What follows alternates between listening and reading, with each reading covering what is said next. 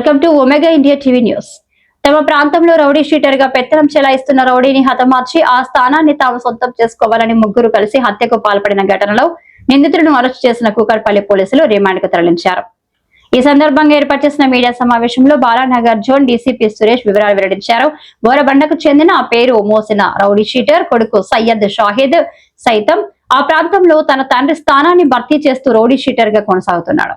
షాహిద్ ను అడ్డు తొలగించి ఆ స్థానంలో తాము నిలబడాలని అతని స్నేహితులు ఎండి సాజిద్, ఎండి సమీర్ ఖాన్, వై హనా అలియాస్ మున్నాలు పన్నాగం పన్నారు.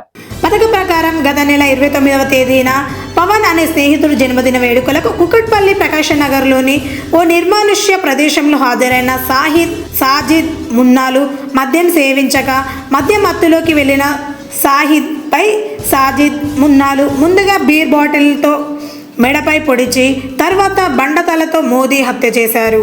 సంఘటన స్థలం నుండి పరారయ్యారు. సంఘటన స్థలానికి చేరుకున్న పోలీసులు కేసు నమోదు చేసుకుని హత్యకు పాల్పడిన ముగ్గురిని అరెస్ట్ చేసి ఈ రోజు రిమాండ్కు తరలించినట్లు డీసీపీ తెలిపారు. కేసును ఛేదించడంలో ప్రతిభ కనబరిచిన పోలీసు సిబ్బందికి ఆయన అభినందనలు తెలియజేశారు. గత నెల 29వ తారీఖున అరౌండ్ 11:30కి పోలీస్ స్టేషన్కి ఒక డైల్ 100 కాల్ వచ్చింది. ఆ కాలు సారాంశం ఏంటంటే ఒక వ్యక్తి హత్యకు గురైనాడు అనేది ఆ కాలు సారాంశము. దాని ప్రకారం ఇమ్మీడియట్గా మా పోలీస్ టీం వెళ్ళి పరిశీలించగా అక్కడ సయ్యద్ షహీద్ అనబడే ఒక 26 సంవత్సరాల వ్యక్తి మృతదేహం ఉంది.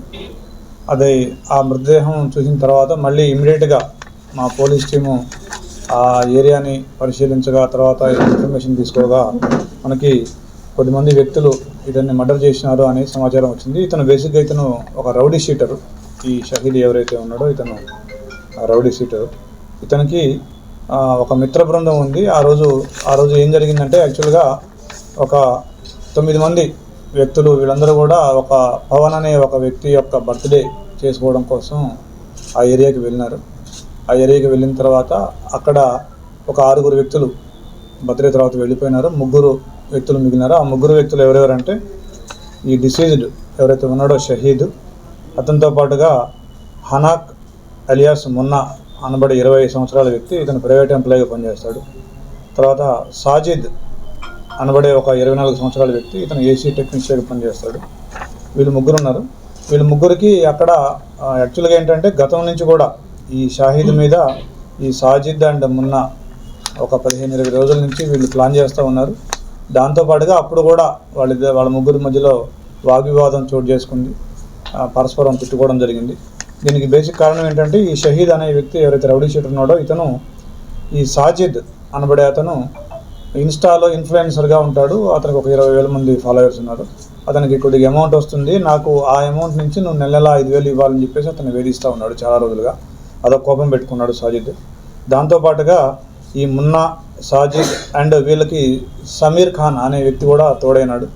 ఈ మున్నా అండ్ సమీర్ ఖాన్కి ఏంటంటే ఈ షాహిద్ ఈ ఏరియాలో రౌడీ షీటర్గా తిరుగుతున్నాడు, బోరబండ ఏరియాలో. మనం కూడా ఇతనిలాగా ఇతన్ని చంపేసి ఇతనిలాగా రౌడీ షీటర్ అయ్యి డబ్బులు సంపాదించాలనేటువంటి ఆలోచన వాళ్ళకి వచ్చి అందరూ కలిసి ప్లాన్ చేసుకొని అతన్ని బీరు బాటిల్ తోటి ముందు గొంతు మీద పొడిచి తర్వాత అంటే ఫస్ట్ దానికంటే ముందు ఏం చేసినారంటే అతన్ని ప్లాన్ ప్రకారం బాగా తాగిచ్చినారు. బాగా ఆల్కహాల్ తాగించి తర్వాత అతను దాదాపుగా సెమీ కాన్షియస్ స్టేజ్లో ఉన్నప్పుడు అతన్ని బీర్ బాటిల్ తోటి గొంతు మీద పొడిచి తర్వాత గ్రానైట్ రాళ్లతోటి తల మీద వేసినారు. దాంతో అతను స్పాట్లోనే చనిపోయినాడు. తర్వాత వీళ్ళని మనం టెక్నికల్ ఆధారాలతోటి వీళ్ళని మనం అదుపులోకి తీసుకోవడం జరిగింది.